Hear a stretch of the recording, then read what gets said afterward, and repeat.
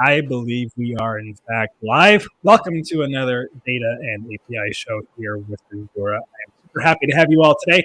We are going to do something so different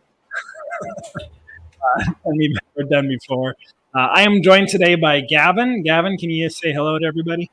Howdy, howdy, folks. We're going to do a live build, just straight up a live build of a Secret Santa app. For those that are maybe not familiar with the idea of a Secret Santa application, this is the idea where, for those of us that celebrate Christmas or in those cultural circles, you join a group. Usually it's the most annoying person in the group. Create it. Of course, everybody else can join in, but you join a group and then you are randomly assigned somebody. Sometimes they're called white elephant gifts as well. You'll join a group.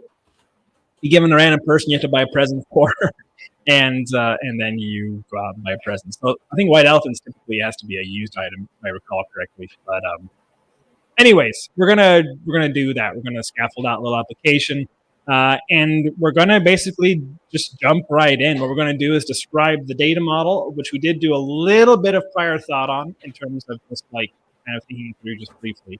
But we'll talk through it, and from then on out, it's all going to be from scratch. So. Let's go ahead and have a quick look at the data model we're working with today. And so one of us will be doing the data model. One of us will be doing the actual front end code. I am going to walk through the data model here real quick, and we will kind of have a quick peek here. So DB Diagram IO, fantastic tool for looking at things. Rather simple data model in terms of number of tables, but we're going to be leveraging some fancier bits of code here. We have a Secret Santa group. We have a Secret Santa group member. We have group membership assignment. So what's happening here is you have groups, you have members, you have a join table, and that join table is going to be taking advantage of combined keys, so we can get some forced constraints on that entry. So we can say that every person can only be a member of a group exactly once, and then there will be a self-reflecting relationship to that specific group and member combo, as well as then the wish. So the thing the person is actually kind of giving as a request or a little bit of guidance, because we're not that mean.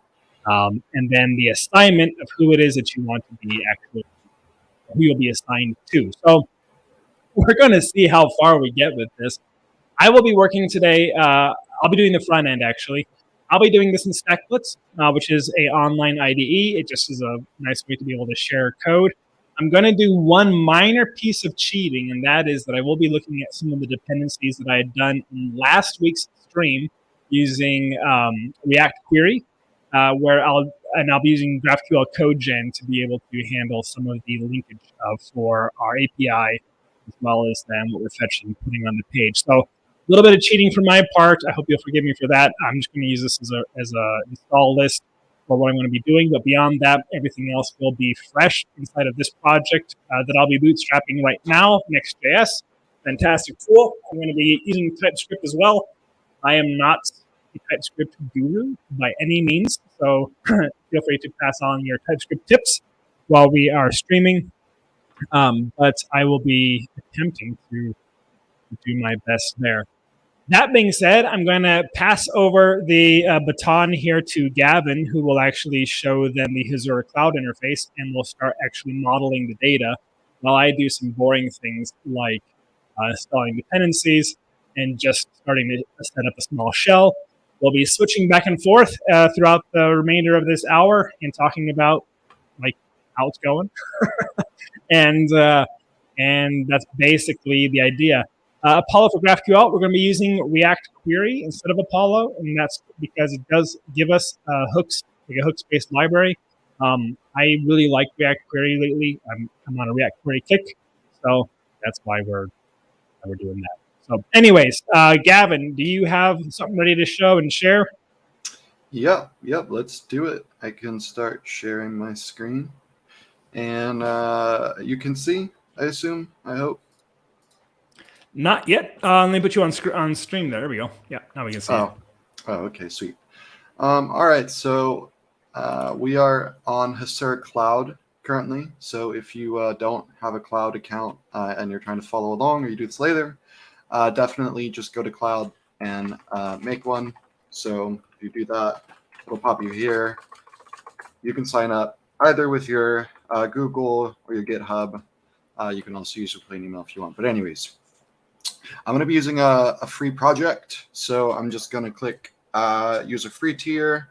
The region doesn't matter. For me, I don't really care. I'm going to create that. And I'm going to go ahead and launch the console.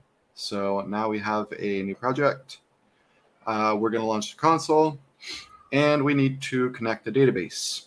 So yeah, I do need a database. We'll hide that for now. And I'm going to go ahead and just create a database. So hopefully I have at least one more available. Connecting to Hasura. Let's see what happens. All right, sweet. It seems like I do have the ability to create at least one more Heroku database. So at this point, what I'm going to go ahead and do is referencing this kind of schema diagram that we have, translate this into tables. So I'm going to pop this over here and put that back there. All right. Can you drop me your API real quick? Yeah.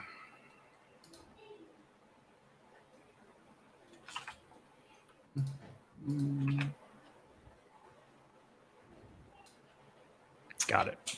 All right. I'm going to zoom this out. Okay. So close that. Basically from the data tab, going to click create table. The other thing that we could do is just use raw SQL, but for the sake of being kind of beginner friendly, we'll just use this here.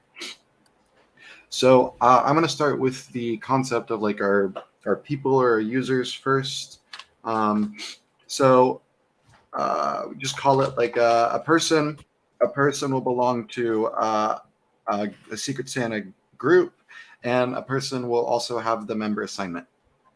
So this frequently used columns, if you don't know about it, I highly recommend you use this because pretty much always you want like an ID.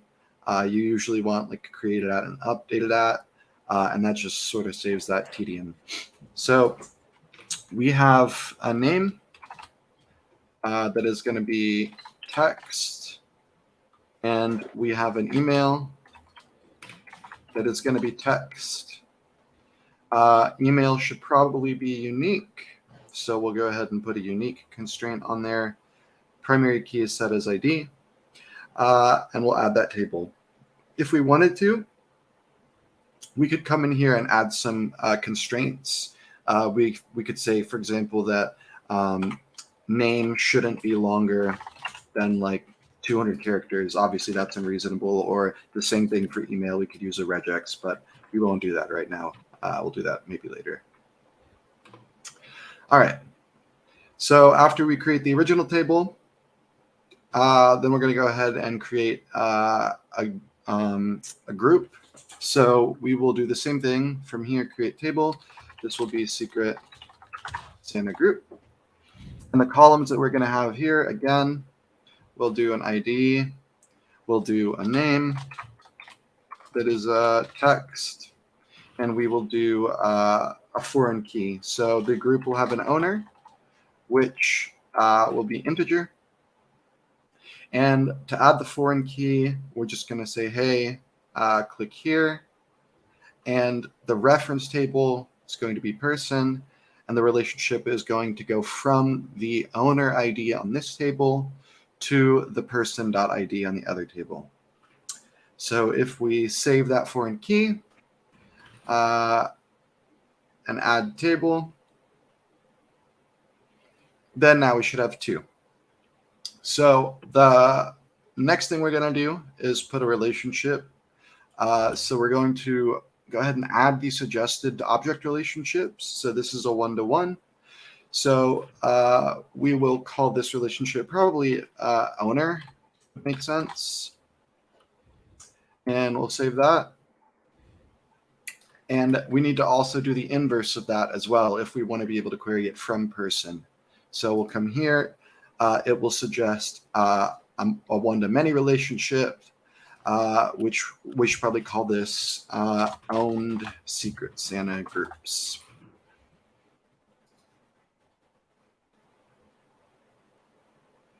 All right. So with that done, we'll browse rows. We have nothing in here. We will insert one. So this person's name will be person name, and they will be person@example.com. We will save that. I'm going to go ahead and just bring that down really quick. And now if we go and browse rows, we should see that we do indeed have a person here. Now, when you have relationships, you can click this view button to expand them, but we won't have any data at this point. So what we need to go ahead and do is we need to create a Secret Santa group. So we will be like, this could be group 1, and the owner ID will be 1. So if we save that and we browse rows, we can see that we now have a group. And if we try to view our owner, we should be able to see that here. So now that we have essentially people, and now that people have groups that they can create, like Jesse said, we need to be able to assign them to a group. So what we're going to do at this point is create a new table. What do we want to call this? Secret Santa group membership, something like that. And the columns that we're going to need, we need a user ID, obviously for the person, or I guess we call it person ID, which would be an integer. We need a Secret Santa group ID, also an integer. We need a, I believe it is a wish. Yep. So this is going to be their gift wish, or whatever you want to call it. That'll be text. And then we need somebody for them to be assigned to. So we'll call that here assignment. So Jesse, this should be assigned to or assigned from?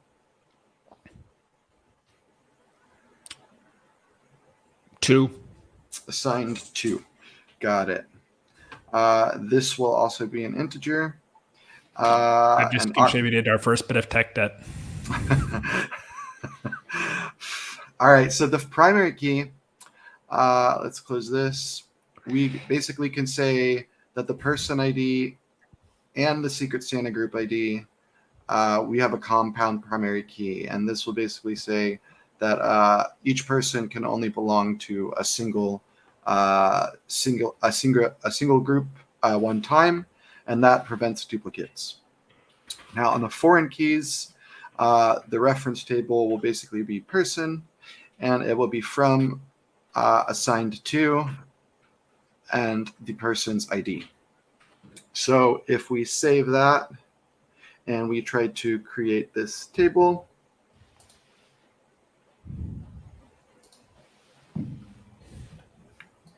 now we have all three. So we have people, we have groups, we have group memberships, and the last thing we got to do, hopefully, is just come through and add the relationships.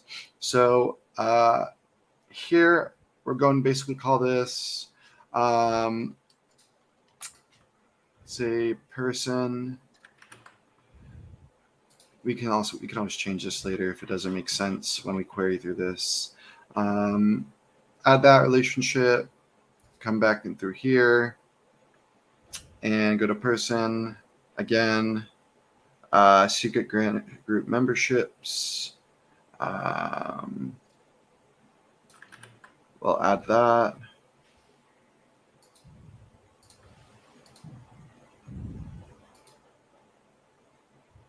And now we should have a API. So we could say person owned Secret Santa groups. Grab the ID and name. We could go from a person and say Secret Santa group memberships, and then grab all this info. So yeah, we have basically that scaffolded. And at this point, we'll just put in some more data. So we'll need probably more people. We'll insert a row. This will be second person. Email will be person2@example.com. Save as rows. And we'll just maybe do a third person. So this will be third person, person3@example.com. And we will assign all of them to the same group by the group membership. So, all right. So person 1 and group ID 1. Let's say that person 1 wants a sweet GraphQL API for Christmas. And we need to make this assigned to nullable probably, because I don't think this is going to let me put them in there without having somebody assigned. Yeah. So let's modify this. We will make this foreign key nullable true. That way we can just put people in there who don't have someone assigned. Again,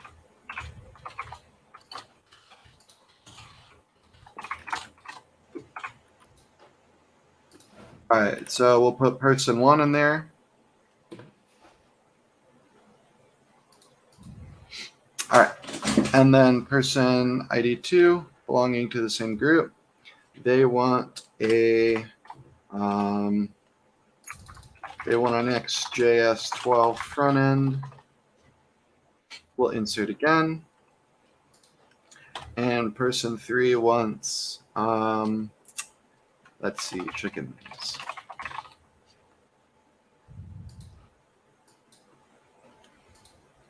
Okay, sweet. So basically now we have that set up. And if we go in query, we can go and grab our Secret Santa group. And from the Secret Santa group, we'll grab the ID, the name, the owner.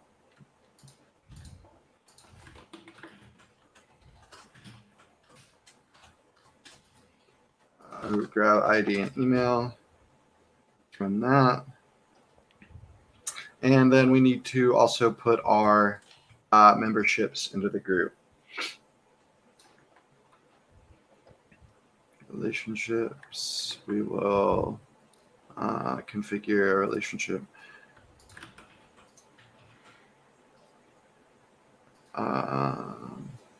Foreign keys. We forgot a foreign key here. So we need a foreign key to the group from the Secret Santa group ID to the group ID. So let's go and save that. Come in here to relationships. We'll add it. Save it. And then do the inverse relationships on the group. Save. I knew something was funky about that. And then now, in addition to the owner, we should actually be able to say, hey, who is in this group? Who do we have as members? Who are they assigned to? What do they want?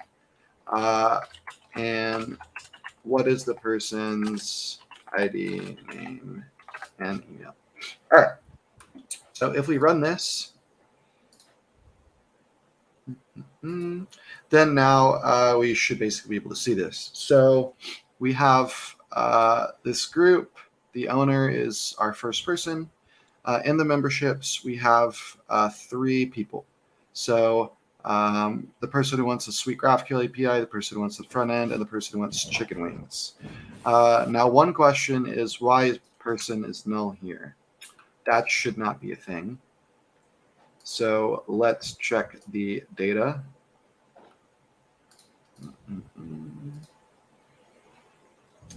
Assigned to, and all right, we need to add another foreign key, again to person, from person ID to ID, and this will be the actual person that the record references. Again, if we add this here, we need to basically rename this, so this should be assigned to person, and this will be just a regular person.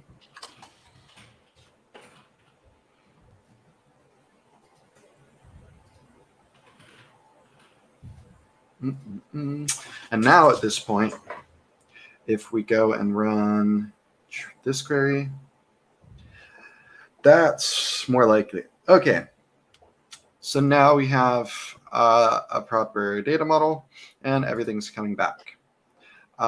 We have nobody assigned to anyone, and does it matter that we have an odd number? No, it doesn't. So we can just assign this. All right, let's say that let's assign person 1 to person 2. Let's assign person 2 to person 3 and person 3 to person 1. Okay. So we could do that two ways. One of the ways that we could do it is we could do a mutation, and we could just do it here in the GraphQL API. So we could say updates, you could say in a group membership, and we could do that there.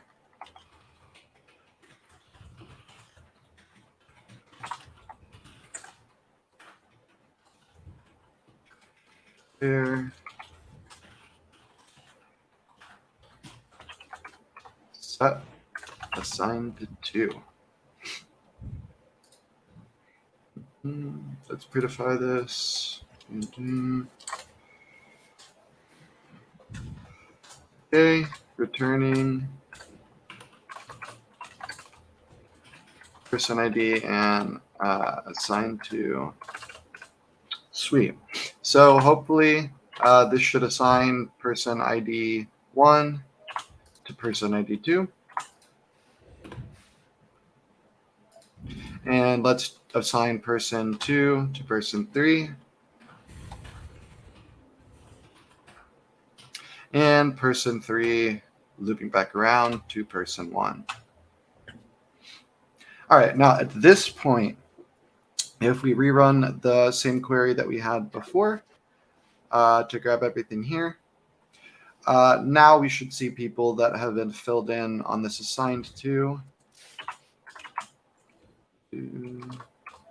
And we can go ahead and grab the kind of group memberships. Do that there.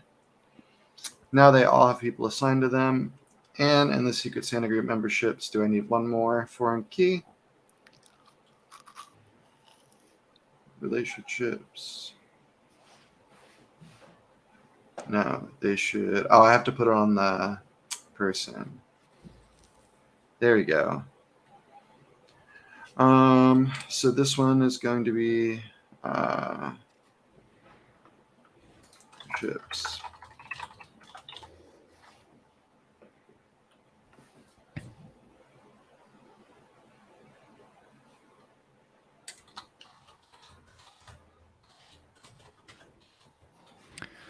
What's your permission model going to be for this? Probably we should say that only the owner of a group should be able to assign people. So it's going to be a manual assignment? What do you mean? So I suppose two formats would be, one is that the owner creates the group and then sends a share link where individual people then basically go to that page, give their name and email address, and then they get added to the group. Or it's the version where basically it's the owner is able to have the group and basically assign who they want to which person. Got it. That makes sense.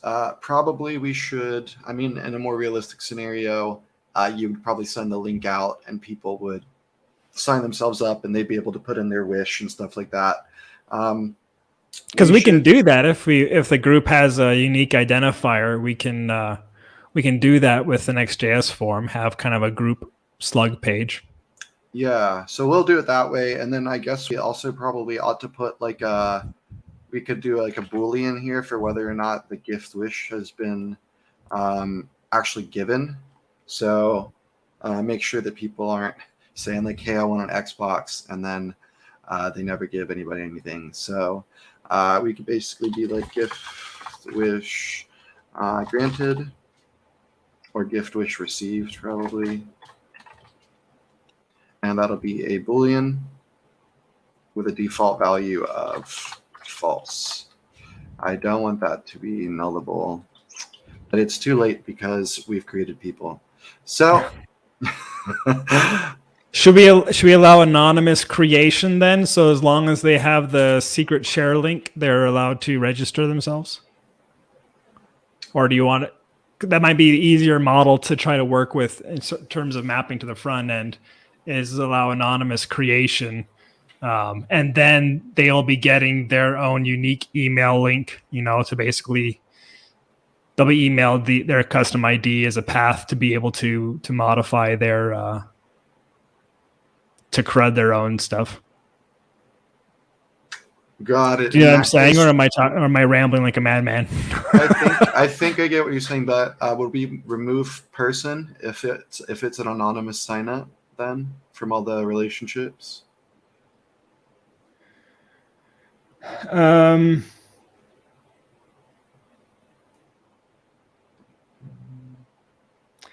No. So yeah, that's a good question. So because there needs to be two phases, right? They need to first sign up, and then they need to. Well, we can do a anonymous person creation and anonymous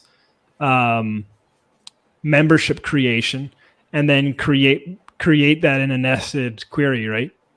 So I create a when I sign up, I'm given the link from the admin, and I go to that page, and I create myself as a user, and my wish, passing in the ID of the group that I was given the link to. Yeah, so I think I know what you're getting at, basically like this, and then going into secret Santa group memberships and data and saying this basically the secret Santa group ID is the one that's my slug, yeah. Gift wish, pony, and then yeah, so basically having it like this as the sign up. Yeah. You want to just send that over to me? Sure.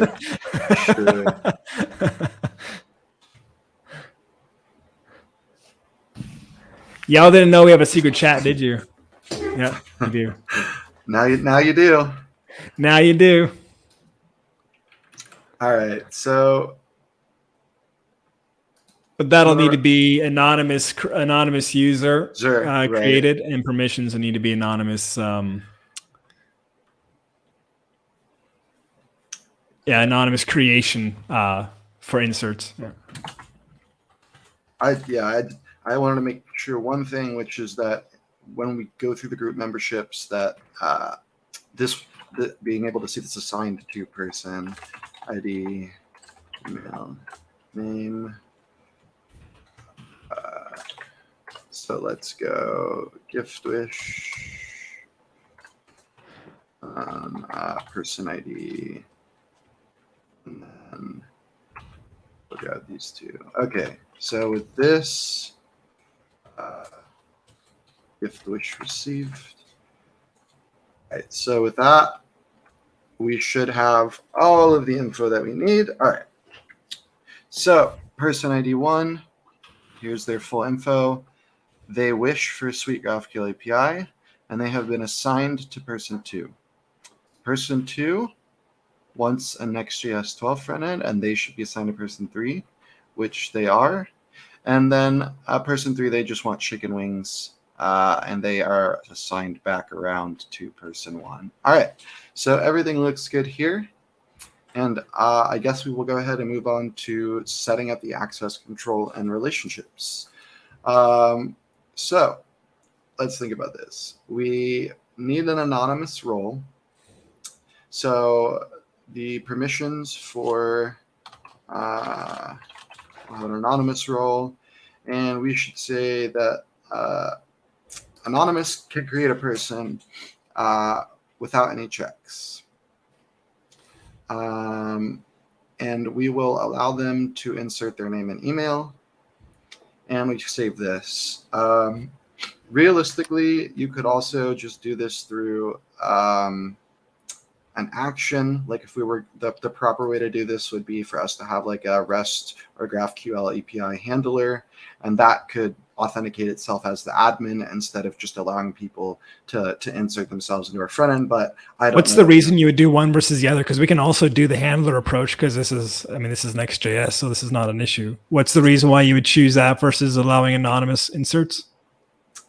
Just so that people can't flood your DB. So if you allow anonymous inserts, then there's really nothing preventing somebody from like setting up a script and just like trashing your database with garbage users. Whereas like if you put it behind in your handler, then you can implement rate limiting and any kind of like anti-abuse logic that you want. Well, I'm fine doing it. I'm fine doing it that way too. It's not a big problem. Yeah, we still need to have probably actually, yeah, we can do authenticated everything if we wanted to. Yeah. All right. So in that case, we are not going to make an anonymous user. So you want to do it through the next action? Let's go with anonymous, just because in this case we're going to be using a special library for hookifying the queries and mutations, and in theory we could definitely pass in an authenticated password, but for the example here it'd be just bad practice, because we'd be, without creating an actual auth system, which we don't have time for, we'll be passing in the secret in the plain text, so I would use the anonymous user approach in this case, and we'll just trust everybody to be don't destroy the DB. All right, so basically that should insert. Are you able to invite me to that project real quick so I can pull some queries? 1 second, I'm going to turn my screen off. Yeah.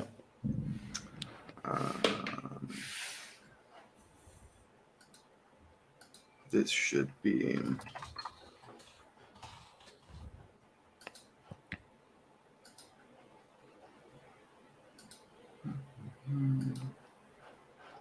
Invite.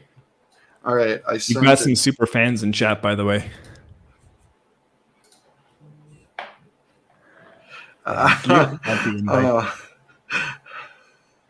Oh wow! Thank you. Thank you.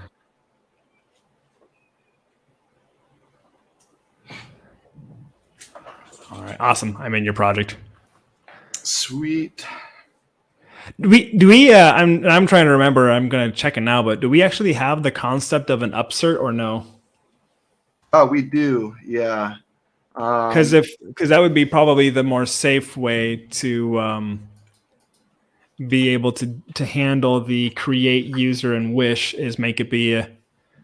Well, actually, I'll just do it on conflict. I'll create the wish and do it the reverse way, because this is GraphQL land, and be able to just say, when I'm inserting a member, a new membership entry, the user that is going to be on that on conflict, I will just not do anything. So that should work just fine. Yeah. So basically, when you're doing this one, you can basically say you're no longer sharing your screen, by the way, or I think you are, but want me to add you back to the stream? Yeah, that would be cool. It just got really interesting watching me talk there. Yeah. So this would basically be insert insert secret Santa group membership 1. I'm sorry for those table name suggestions. And then you basically put the object in here, so whatever it is, and then you do an onConflict for upsert, and you do a constraint on Email. The P key, which I think is compound in this case, so it's technically like 2, and I'm pretty sure that's the only option we get. Like when I can autocomplete it, we could also add email as unique. Let's add email is unique so we can catch on the user group. Because I was thinking not the conflict on membership, the conflict on the user, the relationship to the actual user, right? Because I don't want to create another user if I already exist with that email address. I just want to insert another membership, but leave myself as a user in the system intact, right? Got it. You want to so you want to insert a person with a membership. I'll work on the mutation on this side, see if I can figure it out, and then you can keep going with your permissions. And okay, all right. Because we want to make sure we want to get this thing up off the ground. Yeah, we have to launch. Yeah, dude, we have 1 hour. Hacker News is waiting. Quit my job at Hasura so I can work on this Secret Santa SaaS. All right, so we'll go in here and we'll go through permission. So at this point, if you folks were not nice, you could all be signing up and creating users on this cloud app. Maybe somebody has, I don't know. No, nobody's done it. Nobody's going to write down the API by hand. All right, and what we should say is that in a group, what we want to do is we would create a role. This would be like person, or you would call it user, and the update should be constrained. So only the owner should be allowed to update the groups. So to say that, we want to say with a custom check. And we would say that the owner ID is equal to not the accessor user ID. You could call it user ID, you could call it person ID.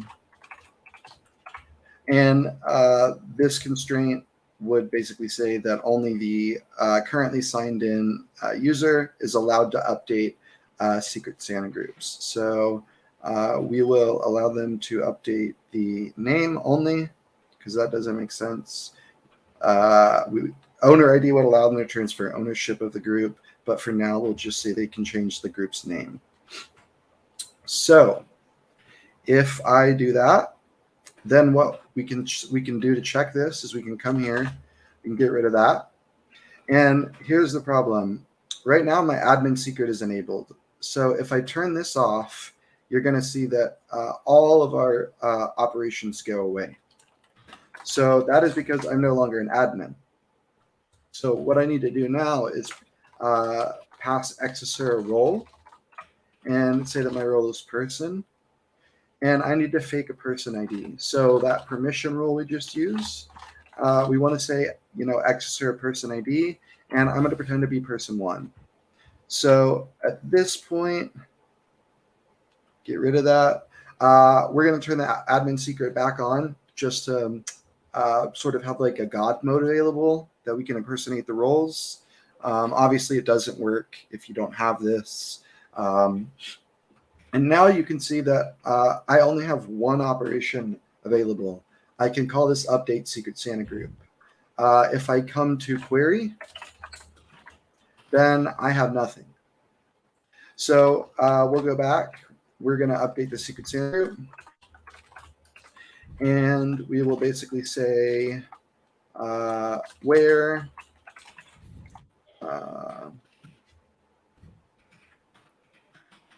set name, this would be new name, and affected rows. So get that. And required field where.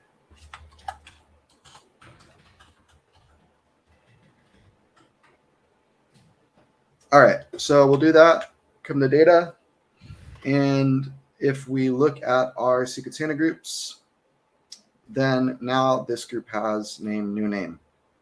If I change my person ID to 2, the owner ID is 1. So if I try to do this again and change it to third name, nothing should happen because person 2 doesn't own any group. So yeah, you can see that there were 0 affected rows. And if we check back again, refresh this page, it should still be called plain new name. So that's sort of permissions in a nutshell. If you're not familiar with it, this Hasura person ID claim, this is something you would sign in your auth handler logic in either your JWT or webhook. So, all right, we have now said that any anonymous person can sign up. We have said that only owners can update groups. We are going to allow anybody that's a person to create a group without any checks, and they will be able to insert the name. The owner ID, they should not be able to insert. We should use a column preset, and we should basically say that the owner ID for the group should be from session variable Hasura person ID. So what this basically says is that if I sign in as a person and I go to create a new Secret Santa group, the owner ID is just going to get auto-filled from whatever my person or user ID is. And we will save that. And yeah, so I think that pretty accurately models that. And we will allow anonymous, just for the sake of testing, without any checks. They can access all of this, save the permission. Same thing for person, just for testing. Without any checks, they can see all the groups. We can just do that for now. Okay. And then, yeah, I think that pretty much sets up everything from my end. Jesse? Yeah. Let's see what we can do now from my side. All right, so I'm going to go ahead and share my screen again here and share this window here. Yeah. So I just ran into an issue that I am just attempting to try to debug here real quick. What I ultimately have is a Next.js application that is using GraphQL code gen that will be reading GraphQL documents out of the queries folder.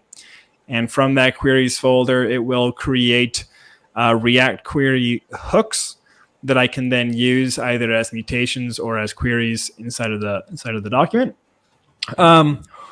What I will, and then I have a Next.js slugs page that basically whatever I pass in as the slug parameter will at the moment just get rendered to the page. So if I put in number 1 there, we'll get a number 1 on the page, and we'll be using that as sort of the mechanism to grab this secret string that would be the share string. Like a secret URL. Oftentimes you'll receive that for these kind of apps is, this is your secret, this is your share URL. Don't share this with anybody kind of thing. I'm just looking to see what my error output is here. I'm thinking that it needs me to pass in the secret on the actual introspection part because it is. You did a lot. Did you enable anonymous users by chance on the actual environment variables? So I have the GraphQL unauthorized role. I just put that in there as anonymous. Yeah. Can you try to run it one more time? Run it again. You just added that, or yeah, I just added that. Let me try it again. Because in theory, it should be able to take what it has access to. So this part, it did actually read the queries. But now it's complaining about not liking the path. So it did access the schema, but the problem is now is that the actual output path it didn't like. So I need to just check my code gen document here. So it's supposed to go to generated. I believe it is smart enough to do that on its own, if I remember correctly, to create its own path. Maybe try to make the generated folder just in case. Yeah, I'll go ahead and make it real quick, see if it prefers if I do it that way. We'll go ahead and make it generated. And then we'll try running this again here. So it's not liking the way that I've got that structured here. So let me just have a quick look. I did copy what I had done last week in that regard because I had a similar unhappiness with that. Because it's like the path that it's looking at there is kind of funky. So let me just go ahead and look at the GraphQL code gen docs real quick here. And we're just going to have a quick peek at what I am missing here. So the getting started on the docs here. Installation, and then it creates this so it creates the CodeGen YAML file. I'm trying to see if I can access that.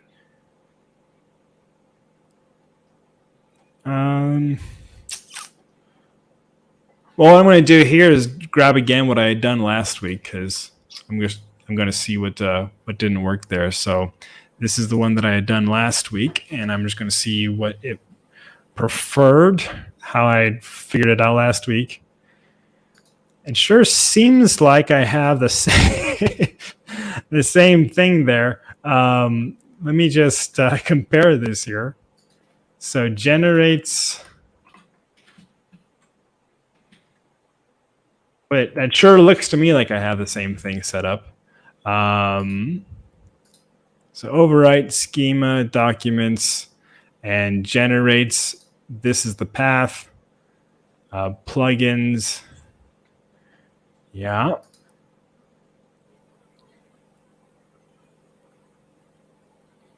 Sure. What is the full error that it's throwing at generate?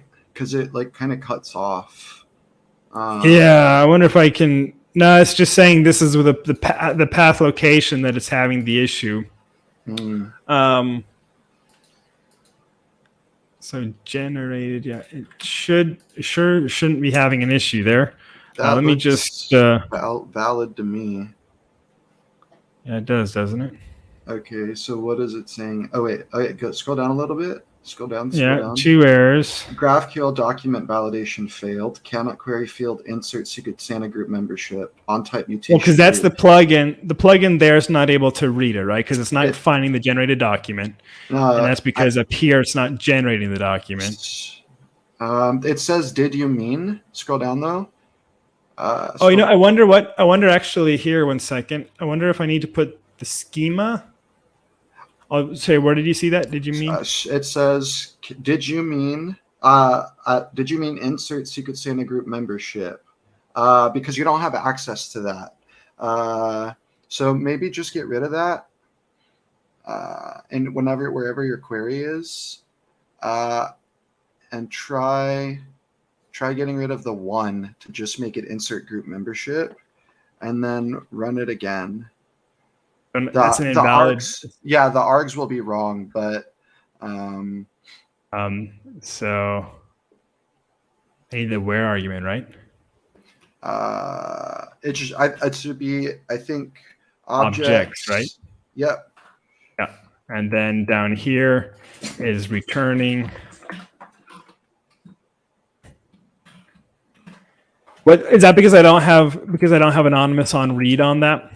Yeah, it's a permissions thing. If you were to pass the admin secret in your codegen.yaml as a header value, when you introspect, you would be able to generate everything. So I could also just give you you could also copy paste the admin secret. That's fine. We can, I want to get the I don't know, person ID. Okay, here we go. So basically, you're saying that it was actually erring because it had the problem with not getting access to the actual Right. schema bit. When it sends Okay, that interesting. request, it's not authenticated. There's no. You have to add that. Well, that to part the- I got, but I wouldn't have expected it to puke. But it pukes anyways.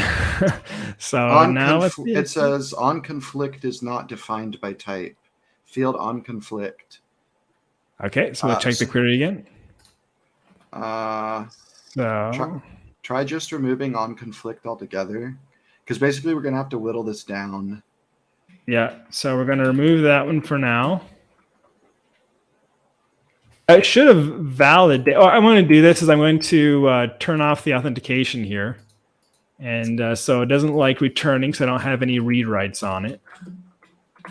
So affected rows. Okay, so this should be valid at this point because I've turned off the admin secret, and I want to just put the on conflict. Does it have another version that it likes?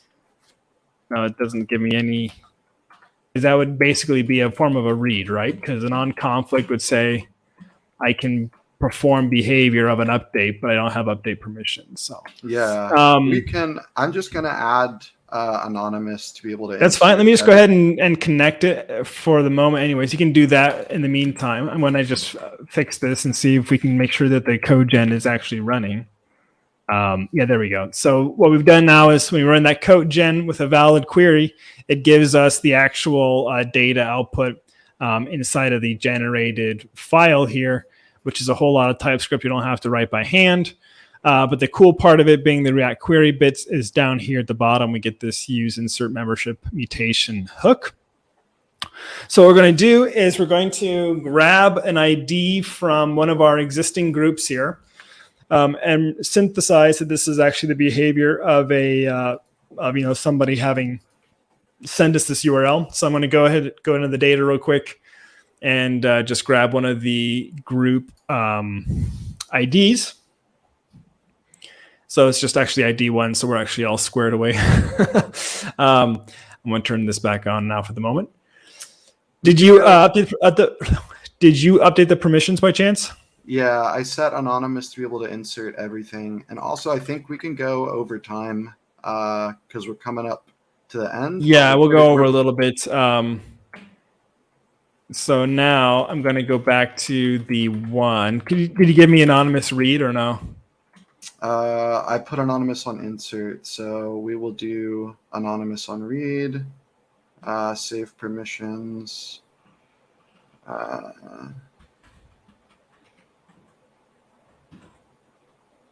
that in checks, toggle off. And then I'm going to refresh this here once you've got that.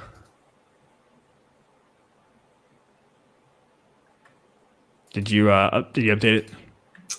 Yes, it should be. Just refresh the page. Fortunately, I did copy the mutation. Did you mean insert secret group membership? Did you put reads on the membership? I can also check myself here. I go to data, go to the membership, go to the permissions, and on anonymous, we do have select. Okay. Is it because I don't have update? Probably. Let's go ahead and just, for now, we'll do a little bit dangerous just to see if that will allow them to update the no. We'll allow them to update the I don't know. You could just toggle all. Yeah, we'll just do it now this way for now. This is why you were kind of suggesting doing the this is why you were suggesting doing it with the API hook, because then you can be more fine-grained. And I wanted to use the fancy hooks because they're fancy. Let's see if that actually solved the API read problem. Looks like it did. So we're going to go ahead and copy that and head back over here to our query. I'm going to paste in the updated query, and now I'm going to go ahead and run this code gen again, which should give us the updated hook. And now that hook's going to take in this wish, the group ID, the email, and the name. So now we're going to go back over to actual React land and be able to just build out a really loose concept of a form here. So if I go to the index page or the sub page here, we're going to need a couple of inputs. So what I'm going to first do is bring inside that mutation that I'm going to be able to introspect it for what my parameters will be for my state for my form handling. So let's go ahead and grab this from, we have import, Actually, let's try this too real quick. I'm going to share this link with you into our back channel chat, because I actually think that you can edit at the same time I do. It'd be kind of fun to test out. So I'm going to bring in the actual path here to our generated. So pages needs to go up one more level, and then generated GraphQL.ts. So it's not finding.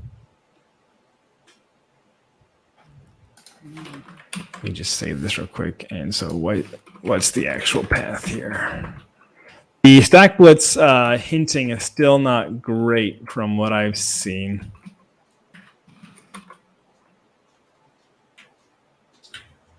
Yeah. What directory are we in? Pages/group/slug. It should be, yeah, up. Two of those up. So one up would be pages, one up. I think, no, yeah, just delete that one because that's 3 ups. And then that should be right. So maybe it's just complaining about not finding the actual import. So I'm going to go ahead and bring in now the use.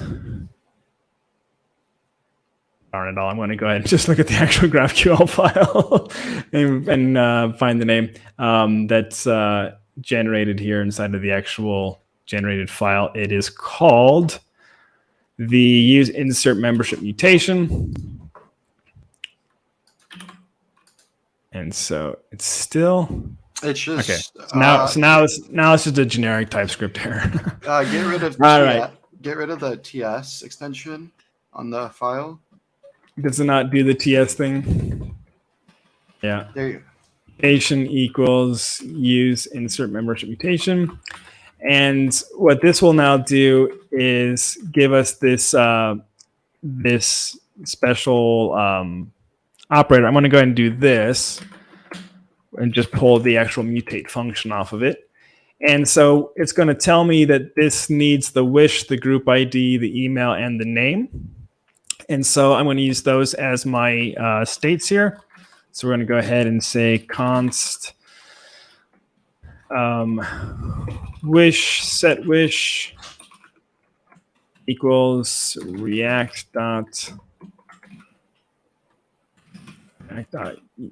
use state empty thingy. Import React real quick. Go ahead and duplicate this now.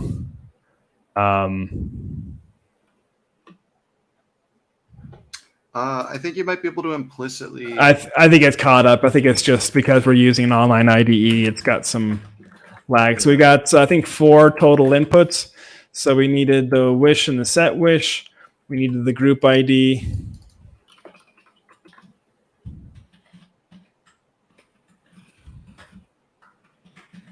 Did that URL actually work for you? Yeah. It is not live though. I think there's like a special share mode because when I opened it, it forked. Open a new window live? I don't think that's what I'm looking for. Do they have? Yeah, I don't know if it does like Code Sandbox where you can be like, hey. I kind of thought that was one of their gimmicks, but I'm just checking these other buttons here. So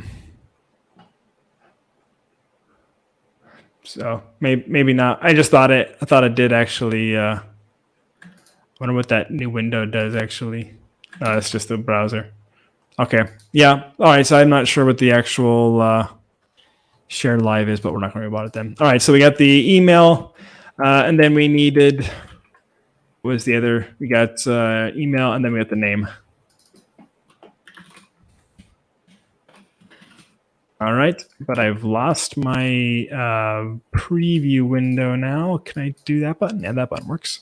All right, so we've got our states, and what we're going to do is create a quick form here. And we're going to do a input type text on change. Simply set the thing, E, and then we'll do set wish in this case, E dot target dot value. And we'll do value equals the wish. So in theory, that should give us an input form because I've got Tailwind going here. So just call this what is it, border. We can roughly see that, right? You guys can see that on the screen. Yeah. You all can see that on the stream. So we got 4 total inputs. And we're going to go ahead and call this one the set email. And then we'll do the email. We'll do, I'm actually not going to need group ID because that's inherent for my slug. And then I need the name. So I can go ahead and delete one of these here. And theoretically, I could have that all be parameterized as well with the share link. I could have, put the person's name in there and stuff. So this would be pretty much pre-filled, but we'll skip that for just now. We'll go ahead and say set name and name. Let's go ahead and put a couple of helpful things here just so we can kind of see what we're doing. Otherwise, we're going to get ourselves in a world of hurt. So we're going to go ahead and call this the what's your wish? I think that's a pop culture reference, and I myself don't even remember what it is. I'm going to also spell label correctly because that's usually helpful. And then we're going to go ahead and say email. And we're going to give the last one here of name. And because this is Tailwind, let's just really quickly put a block style on this. What I want to do is go ahead and do this. Class name equals W full margin bottom of 8. And that should be enough to give us a little bit of spacing. And I'm going to grab that close div tag. Just going to pop that on the outside. That should be enough to fix our spacing. Okay, good. Then we need a button here at the very end of it all to be able to handle the actual form submission.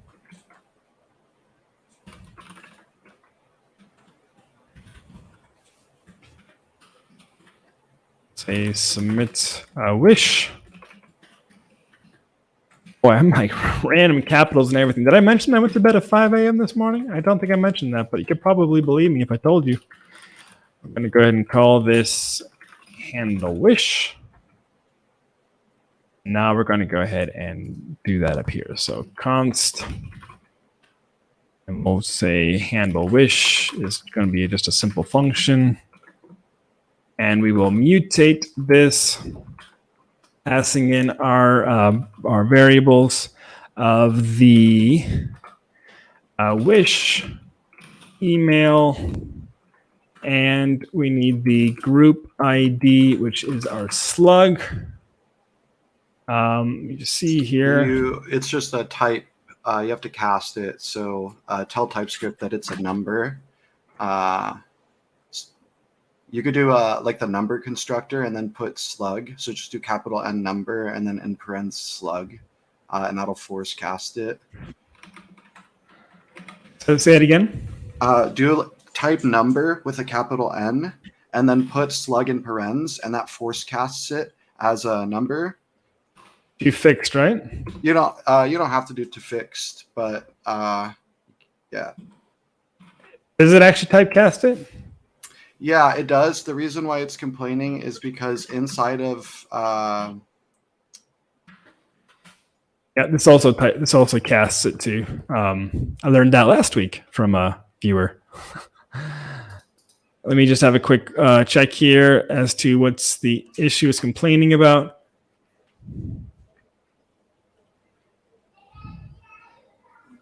Wish string group ID number. You need the name in there. Bingo. That's his name-o. All right. Then in theory, and what we can do is we can do cool stuff with this. So some of the things that we had done last time is,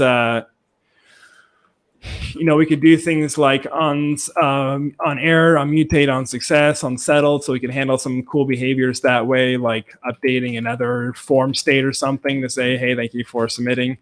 What we're going to do now is just test this. So I'm going to say, I actually have no idea how to spell this. Red Ryder BB gun. Is it with a Y? I think it's with a Y, right?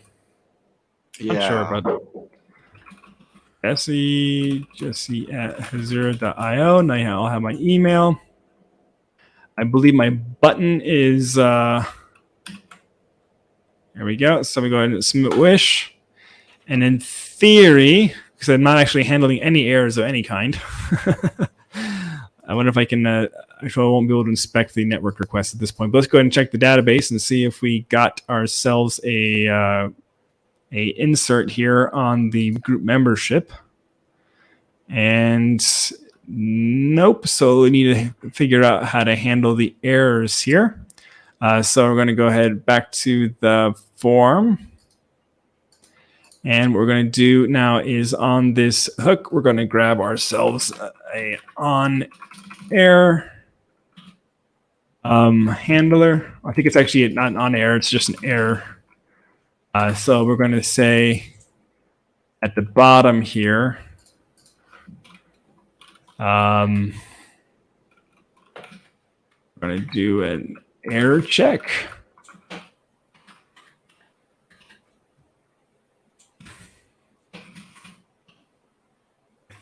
Is the error, or do they actually is it an error type? Is it just be the message by itself? So we're going to do test.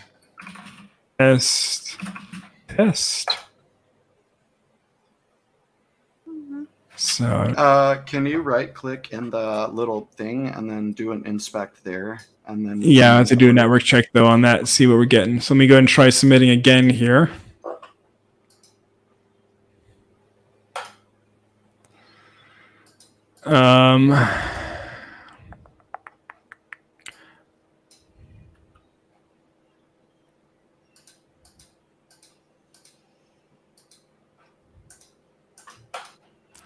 Not actually getting anything. Is the handler firing? Can you put a console log in your mutate? Handler? You got to be.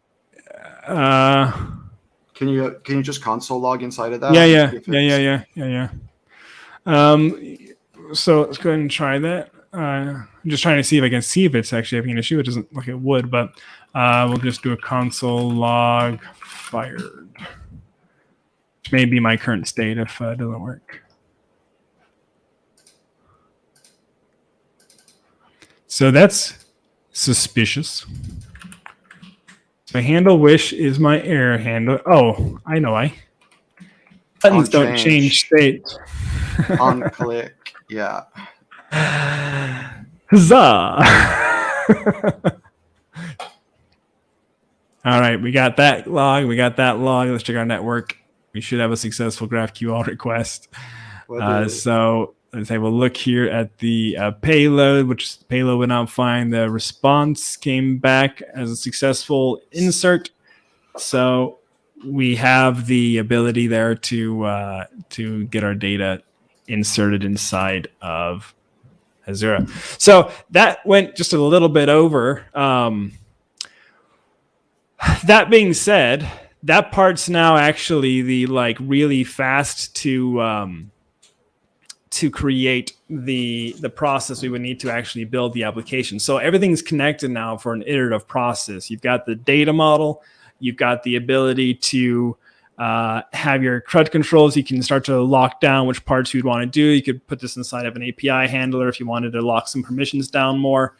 You have the ability to generate brand new queries and hooks. This hooks auto generation thing is absolutely magical. I think it's just a really, really great way to work. One of the things that I would do if I was building this application out a little further, and obviously we're out of time, I wanted to show probably that what I would do as personal next steps is on this group membership, I would actually have an event trigger on that. Where then, so let's say it'd be something kind of like assign member, and then it would be on the actual membership table. And when there was an insert, what I would do is I would fire off a custom webhook, and that would go out and it would be able to do a custom business logic handler that would take a request of all of the members that don't have anybody assigned to them yet. Filtered down, like assigned to that's null. And then I would say, okay, go ahead and at random grab one of those and assign that to another person. So this would be a way, or you could have it be a cron event that happens at night. So you kind of have a bit more of a random chance thing. So like two friends don't sign up at the same time. But like it could actually be a way to have this be an automated process so that it would automatically assign the person, whoever. And if it was a case where the assigning happens so quickly and there was already people in the pool, we could have a subscription, or we could actually have a response that would automatically push that update to the person and say, hey, your assignee is so-and-so, and their request is a Red Ryder BB gun and safety goggles. But that would be kind of the next step that I would do, is I'd kind of build that out. But it's a pretty powerful paradigm. It was fun to try and build that out live. Do you have any comments there on that process there, Gavin? Or as usual, the moment you do anything live and in front of people, it never works on the first try. So we had our moments during that, but such is dev, So this is it in the flesh. Yeah, but I mean, like the reality is, like, still, again, that's 1 hour. It's ultimately it's an hour, maybe an hour, 10 minutes if we're being fair. Yeah. Of a little bit of fiddly. And that's mostly developer fault or my fault. But then we've got a cloud hosted backend attached to a database with an API, with CRUD controls, with the ability to put in event triggers, connected to a front end client that's going to have CI/CD deployment enabled, and the ability to have it's a really ridiculous system. Like it's kind of crazy how fast that kind of snaps together, and you're able to then really start spitting nails with this stuff. So yeah. It's the UI. I mean, at this point, it's just really the UI that has become the sort of barrier to being able to develop, right? Like that's the slowest part now. And that's why I'm also bullish on things like React Query, specifically then with TypeScript, is because when you're working with a type-safe language or type-safe API specification and a type-safe front-end language like TypeScript, you're able to create that back-to-front type safety system that you're then able to auto generate your tooling. And so whenever like the tooling was working, the error I thought was a little bit opaque there, unfortunately, but the tooling did not allow us to do the wrong thing. Like it's saying, hey, you can't actually make this hook because you don't have permission. And I think that's actually part of what this whole goal is it tells you what you're able to do and what you're not able to do. And that's actually kind of great. So figuring out the bug, you figure out your system. And anyways, that was today's stream. I think it was a lot of fun. I appreciate you all joining us today. Maybe we'll write up something about that pattern. Maybe we'll build it out a bit more. I don't know, but we'll see. Thanks again for joining us, and we will see you again at the next live stream, which is every Tuesdays at 9 a.m. Pacific. That's 6 p.m. Central European time if you are like me. And I'm not even going to do it for the other time zones because I don't know them. That being said, we will see you and have a very, very nice day. And if we don't see you until the next year, have a happy new year. Bye, everybody. Thank you.